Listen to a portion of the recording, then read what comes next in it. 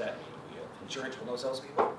So it's an interesting time of who we are, and that's why I love the history part, like you mentioned.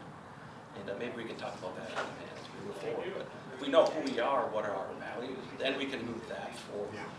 You know, are we compassionate? Do we care? And what does that even look like? You know, the future. So it's going to be very disruptive. And some people say 6 months, 18 months, 2 years, 10 years. I don't know. No one knows. But I do know we're changing. So yes. What about if you have like a question about your food or when you're checking in? Would you be talking to the robot or? And it'll make sure that if you have a dietary thing that you can't have calcium or something else that you shouldn't have, it will make sure that the meal you receive does not have any of those things. It's going to know everything. Of course, the bad thing is it'll know everything about you. The good thing is it'll know everything about you.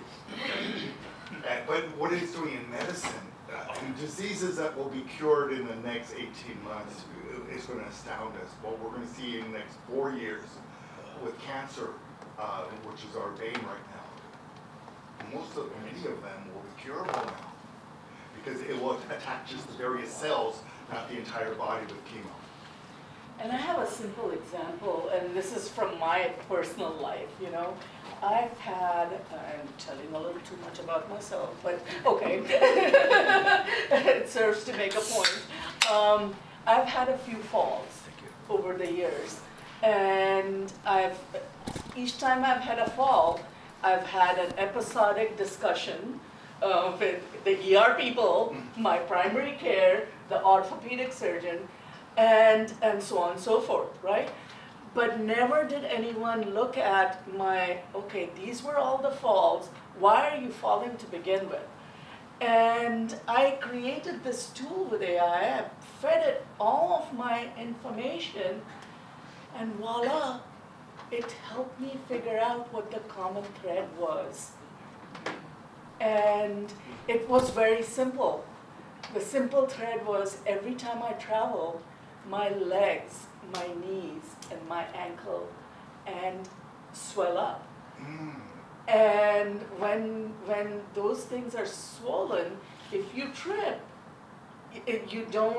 the signal doesn't go very quickly to your brain to say stop yourself from falling. So all of these falls had happened within 48 hours of me getting off of a plane. Yes. And no one ever figured that out.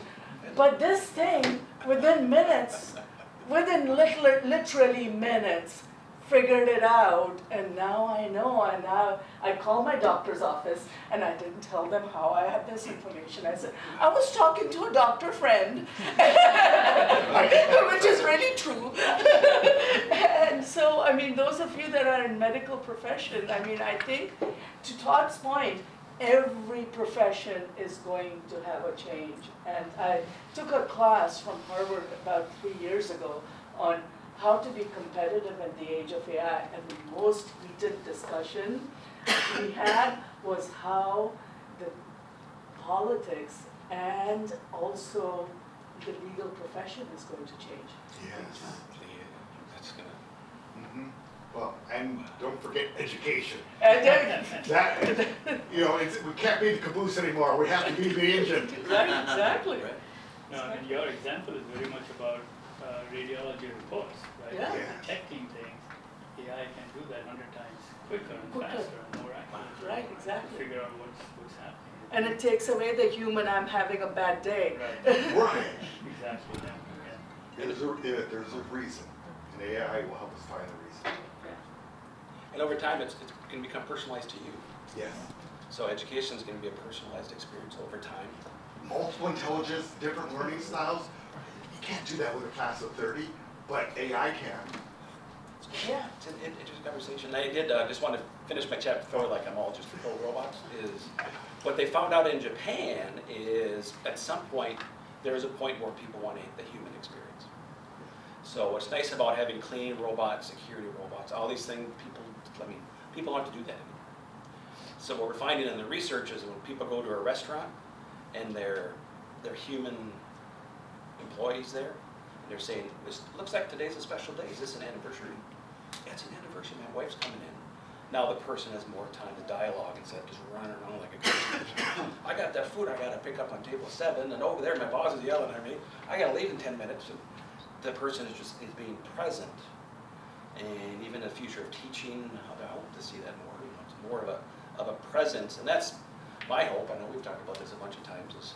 Is the goal, of the new industrial revolution? What is that? For me, it's not just about robots and AI. It's about humanity. It's a human-centric approach, and that's why I see the future as strong teachers with AI support. I'm not here to use robots or railroads to replace people. We're not here to just replace people in the candle industry because we have electricity. We have to move forward. That's what humanity's history tells us. So now we're in that next big leap forward, and we get to bring who we are with us. So you're saying about how AI helped me, and how we can be used for teachers and everything, and real estate, and all these different possibilities. And we get to basically rethink everything. We're in that time again. And so I don't know what that is, but to go take Temi here, I know we talked about this, and go into the school district and teach students how to create their own robot project. Then they can think of like, oh my gosh, I can do that now. I had my AI, I was doing a history project, and this idea came into my head, and now they can create an AI project that would take 10 years, now they can do it in a couple days, or whatever that is. But people think of AI and you think of Terminator. I think of like, it unleashes people. Yes. And it's a different way of looking at things, so it's. And it's such an equalizer, right? It is. It is a huge equalizer. We did a workshop with 35 people. Majority of them had disabilities, anywhere from legally blind to deaf and mute. Some people had never used anything but a cell phone. And all of these were entrepreneurs with business ideas, small business ideas. Within 6 weeks, they all created amazing looking investor pitches and slide decks. Can you imagine the power of AI, how it equalized everyone to be able to produce high quality output that a management consultant would produce for them? Well, and we're talking about job loss, Yeah, but the jobs of the future are going to pay more, yes. be more creative, be more engaging, be more human. And so we're not going to be doing, when I was working on my degrees, I worked at a hospital. And when in receiving, and when I had finished that job, they put me in laundry. There was nothing worse than ironing bed sheets. It took hours. Cleaning them up would be worse. Okay, you're right, you're right, okay. But the jobs of the future, robots will do that mindless work. Yes. And you'll be able to do then the creative work. And it results in ultimately more jobs, not less jobs. And more human work, which is what you were talking about, the connection. How many people have actually worked in the software industry here? Show of hands. How many years, sir? 35?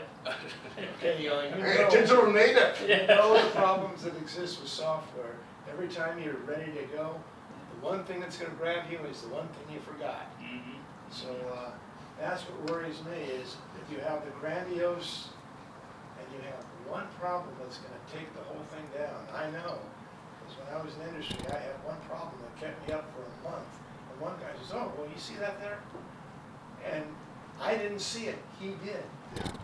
And that's what worries me is the more complex you get, the more avenues you have for, what's what I'm looking for?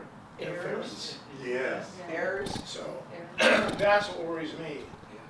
I've been in this tech industry for 40 years and have been through a lot of innovations, including a new mouse to networks and all of that. This change, this technology is at a completely different level. It is going to get rid of technology jobs and the kind of fear that you have where humans are not able to detect, because there are, when we are developing software now, you can pit the different LLMs against each other, saying, this is what I developed, use another LLM to check it. Say, hey, does this one miss something?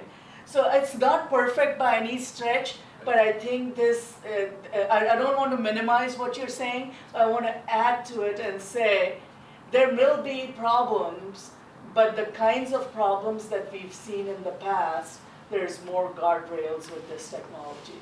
Just remember, the last human standing was the guy who did last program, so keep that in mind. Yeah. There is great, tremendous danger with AI. Yes. If that is not recognized, is not thrown into the pile there, that scares the hell out of me. And it has to have a It human has being to at be. top. It has to be. It's, even us, but even other countries. Right. It's another, it's a It's a interesting global time. war, And, a race. it's the secret side. I know part of this stuff is like, I'm kidding, but is like Ukraine. It's a way for us to test new weapon systems, right? And we all know that. Same thing with Iran. You know, you look at all the new weapon systems. It's scary. Like, are we going to put what is a robot going to have on it? Are they going to have missiles? Or are they going to have guns and different things? All these things we're experimenting with. And that's why, it was frustrating 4 or 5 years ago having workshops and no one would get in the conversation. It was very hard. So those conversations were really 5 to 7 years ago. Now we're in implementation phase, and it's an amazing time of opportunity. But it's a very scary time. And Yeah. for me, I see it as a little bit like there's probably trauma coming. Yeah. This was the conversation with the gas station that's putting that poster up on Lemon Grove. Is, he's scared a lot of the stuff that's coming, and this is a great conversation. But it's all real, and when people start losing their jobs, it's going to be very traumatic. It is. Yeah. And for me, like, people are going to say, well, who cares? Well, I care. Like Rick cares. We want to help. It's just, is education going to be quick enough? And the cohort's going to help enough people? And it's an amazing time of great change. But what really helps me is the past and the history. Of all the heroes who died serving our country for us to move forward. So we've had, and we could debate about this, not a lot, but like we've had some change the last 30,